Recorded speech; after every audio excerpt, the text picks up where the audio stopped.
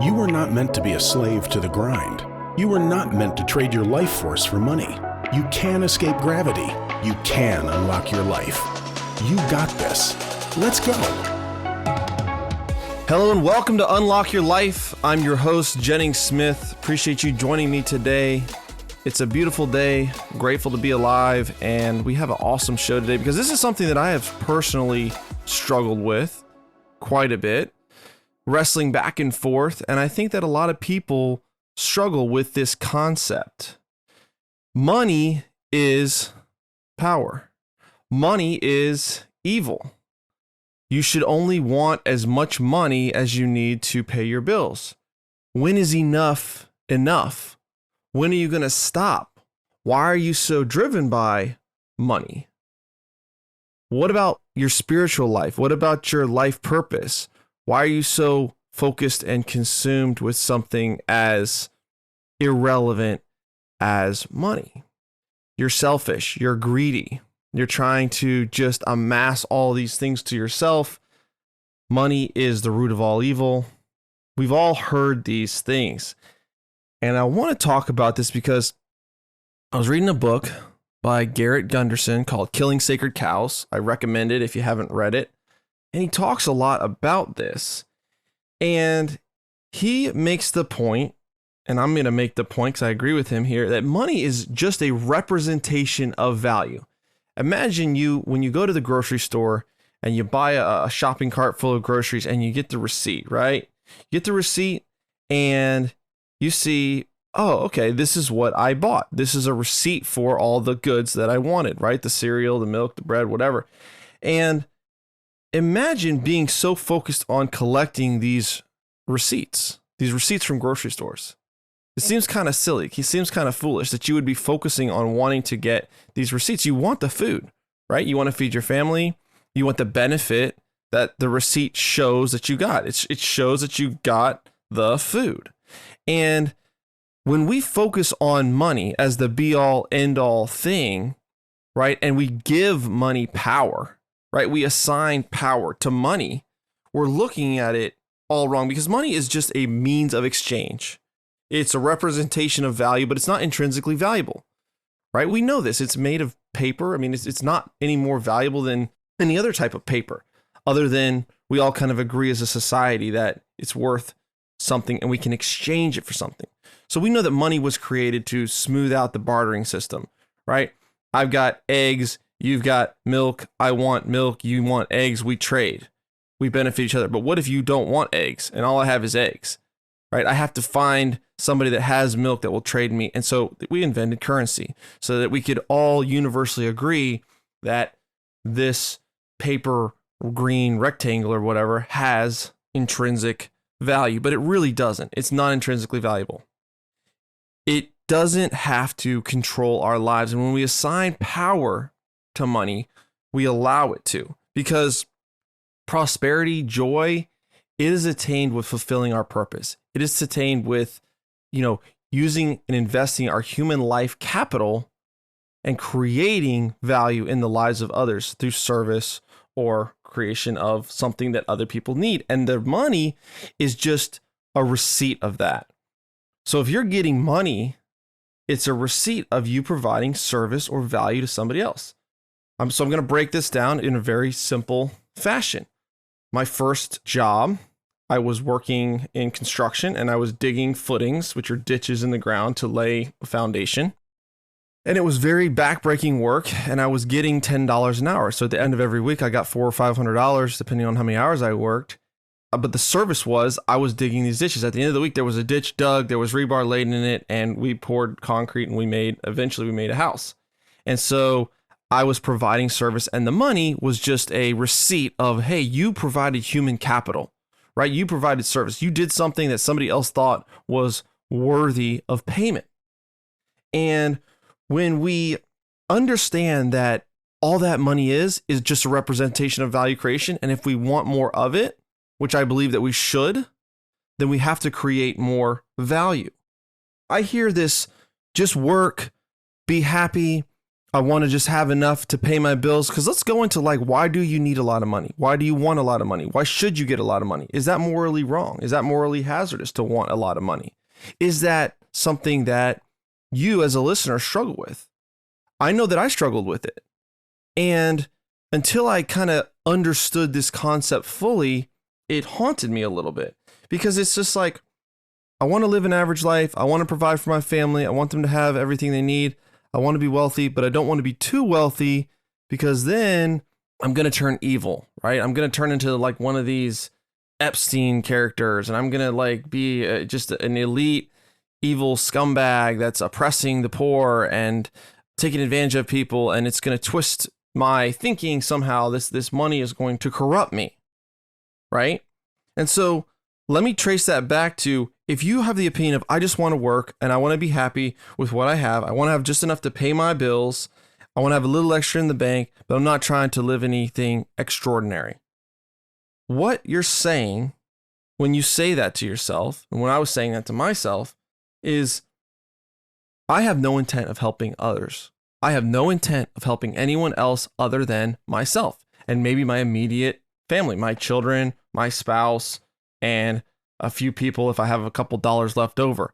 But I don't really have any intent of making any major contribution to society. I'm not building libraries. I'm not starting foundations. I'm not giving millions of dollars away to charities. I'm not creating companies that can employ thousands of people so that they can have, jobs and income and create value for themselves. I'm not doing any of that. I don't want to work that hard. I don't want to be that skilled of a person. I don't want to create that much value. And when I started to see it as that if you have that opinion, you really have no intent of helping others. I think of it as somebody who's in a pool, right? If you're just breaking even, let's say you're working and you're making 30 grand, 40 grand, or whatever you're making, and you're in the pool, right? You're treading water, and every day you've got to keep treading water, and it takes all your energy just to tread water, just to keep yourself afloat.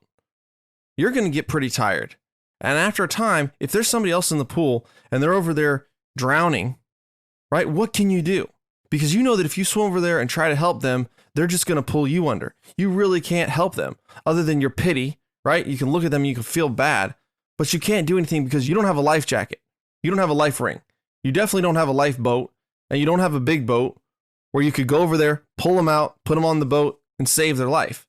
And when we are so focused on, let me just take care of myself, how are you going to help someone that is in need?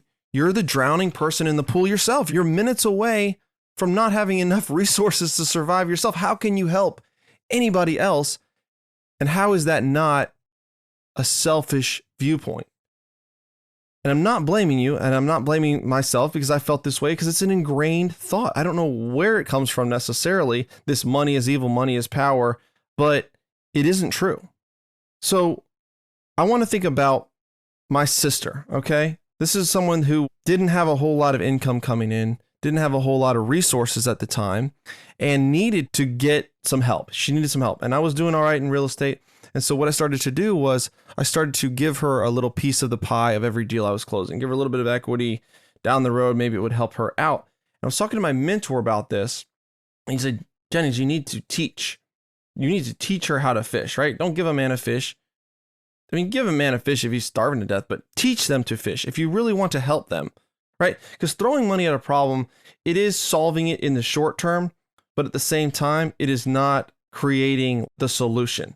Because the solution would be for them to create value on their own, to create their own income sources, right? So giving people money every month without teaching them skills and giving them the dignity to work and create that value on their own, in most cases, it's not really the long-term solution. It's an easy solution, but it's not super effective. And so that's what I was doing. So I took a risk, and we started talking every day or once a week, and training in the things that I was learning in real estate, how to buy real estate, how to manage it, how to add value to real estate deals. And she did the work. She built the skills, and she was able to start buying properties and start setting herself up. But the only reason I was able to do that was because I wasn't drowning in the pool myself. I wasn't on the brink of bankruptcy where I could not focus on helping another because I had to focus so hard on just myself. And you see this, right? You see this with a lot of wealthy people that as they pursue and progress in their wealth, they turn to philanthropy. They say, wow, there's more than just me out there. I need to help other people. It's disgusting to hoard this money. It's disgusting to just keep it in a bank account forever and not do anything good with it, not to reinvest it in society, not to reinvest it in my church or the causes that I believe in. So it is important to understand that if you view money as power and you view money as evil, you're going to resist wanting to get it. But the only way to get it is to improve your skills, improve your contributions to society. It's not to chase the paper green rectangle. It's to chase what is it going to take for me to be able to get those receipts?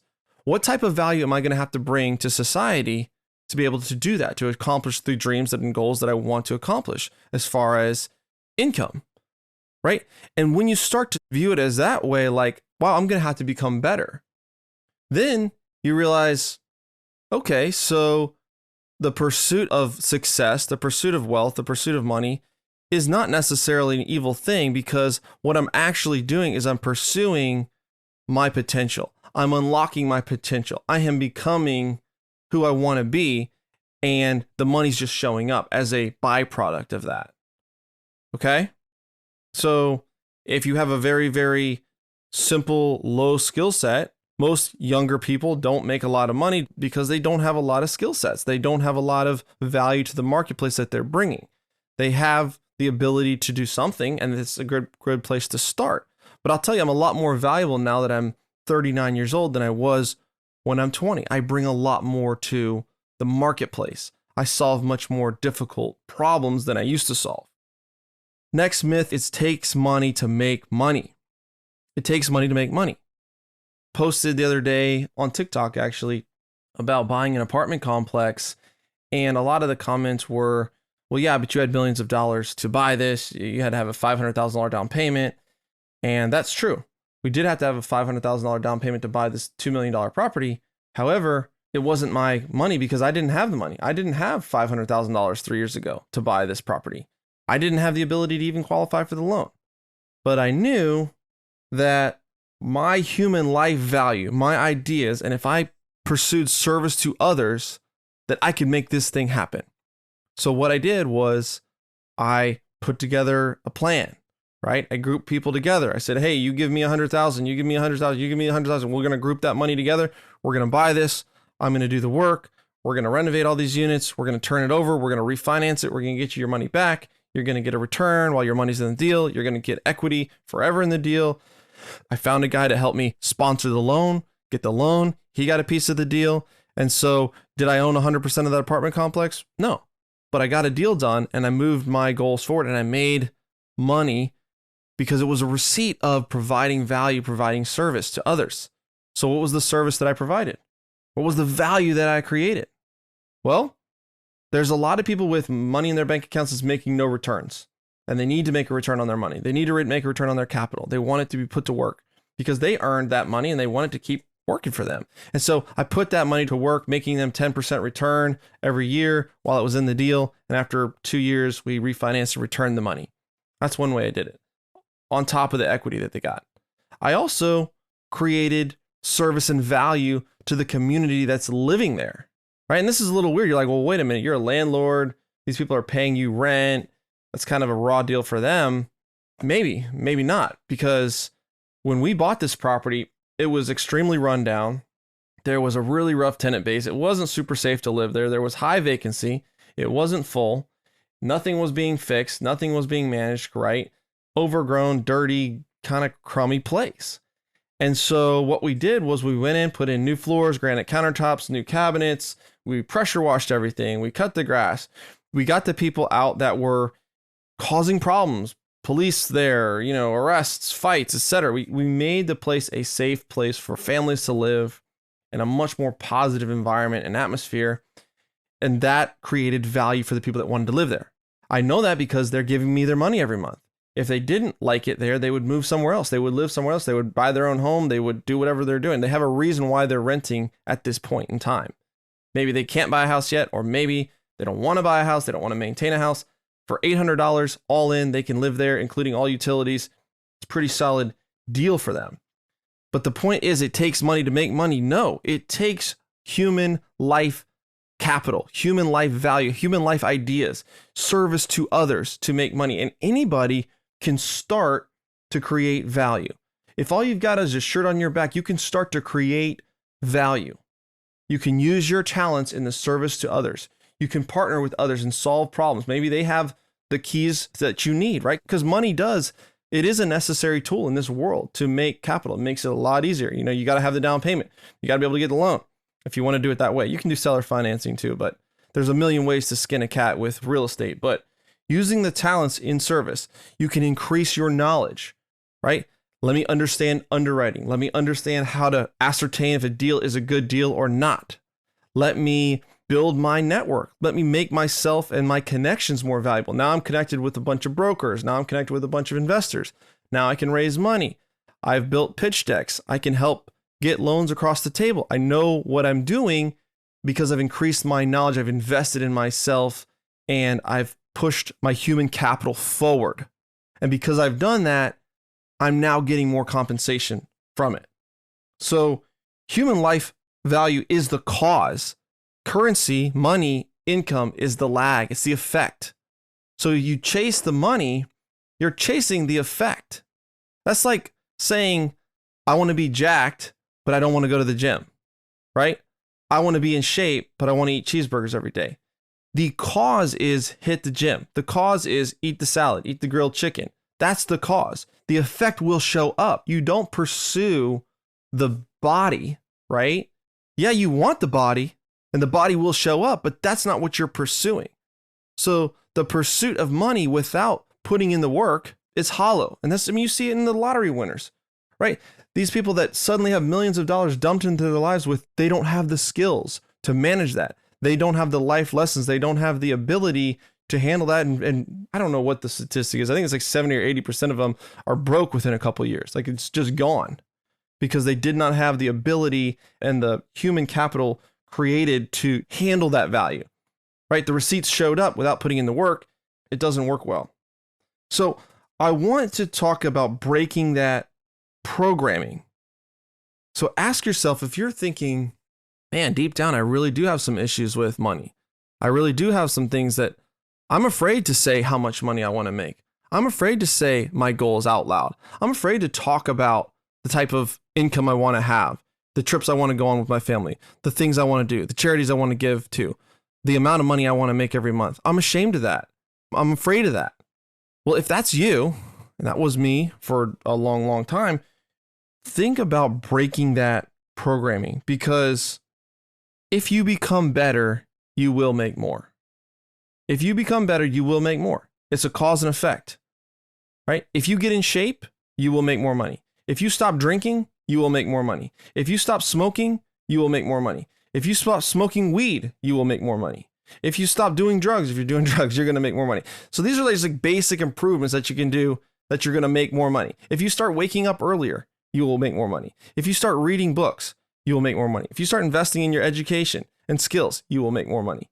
If you start helping people more, you will make more money. If you start solving more difficult problems, you will make more money. If you start bringing more value to the marketplace, you will make more money. And so when you start to view it as that, it's like, wow, if I help more people, if I give more, if I become somebody that can make other people successful, I will make more. What's evil about that? What's wrong about that? Flip the script in your mind and realize that to get where you want to go, you have to become a different person. You have to change your habits. You have to change your mindset. You have to change the amount of value you're willing to give. And it's hard. I run a coaching mentoring program, the Deal Room, and there was a period of time where it's like, I did not want to give that much value. I just wanted to create a course, sell it to people for a couple grand and move on my way. I didn't want to necessarily interact long term and bring a whole lot more value to them. But when I'm committed to creating an ongoing mentoring program and a small group accountability and sprint leaders and underwriting their deals with them live and doing an hour-long Q&A call and creating social media plans for them and then creating social media content that they could repost and showing them the blueprint of how to talk to investors and how to raise money and how to find deals and the softwares to scrape data and find phenomenal apartment off-market deals. All this stuff, when I started to do that, guess what happened? I started being compensated a lot more. Not only did we get more people in the deal room making money because they were closing deals, we also got more deals, like more partnerships. People were bringing deals with us. They were investing with us more. And so it just expanded because I first made the commitment to the value.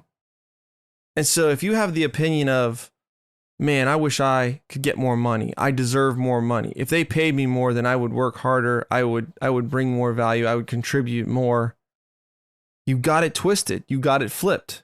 You've got to give first. You've got to make yourself more valuable first. And if you're in a field or a company or whatever where you're not being compensated properly for your skills, because not all industries are created equal, I'll tell you that. There's definitely some industries that compensate a lot better than others. You know, you can be the best widget maker on the assembly line and you're still only going to make $25 an hour or whatever, because that's the salary cap, versus somebody that's learning sales or commercial real estate or finance or whatever millions of other industries are out there. So picking the industry that you're in and specializing in is incredibly important. But the core kernel of truth remains the same, is get better, bring more contribution to society, become a better person. And if you don't know where to start, look at the little things that you're doing right now that you know in the back of your head, man, I need to be getting up early. If I got up early consistently, that would be a cool thing. Man, I need to be posting on social. I need to be building my following. Man, I need to stop drinking so much. Every weekend I'm getting drunk. I got a hangover. I'm wasting my weekends. I'm not accomplishing anything. I want to get ahead in life. This is not the way to do it. You probably already know those micro ways that you can improve. And you may not think that they matter, but they do compound, because the person that's making $100,000 a month, $1 million a month is a different person than you are right now, right? And to get there, you're going to have to make some drastic changes to who you are. And money's not the only measurement of success. Obviously, there's people that have dedicated their craft and their life to people and ministries, pastors, Mother Teresa, missionaries, all this stuff. And if they want to get the results that they're trying to achieve, like growing their ministries and growing their charities, whatever, they still have to follow these same principles of creating more value. So I don't want to leave it at money is the only measurement of success or prosperity. Absolutely not. Not true. But if that's something that you want to pursue, it isn't wrong. It isn't evil. But you are going to have to improve yourself, which is a really, really good byproduct, because as you do, you'll be able to handle the income. You'll be able to handle that, and you'll be able to give, you'll be able to contribute to society and further the causes that you want. So guys, that's what I got for you today. I'm going to leave it there. If you enjoy the show, drop me a 5-star review. I appreciate it. I read them. And if you want to connect with me, shoot me a message on Instagram, Facebook. If you're interested in multifamily, my Facebook group is My First Million in Multifamily. If you join, we're going to send you our deal analyzer. We're going to send you our pitch deck. We're going to send you a PDF on how I raised 90 grand for my first deal. So jump in that Facebook group. You're going to get 5 free tools, and I would love to hear from you. All right, guys, have a great week, and remember to unlock your life.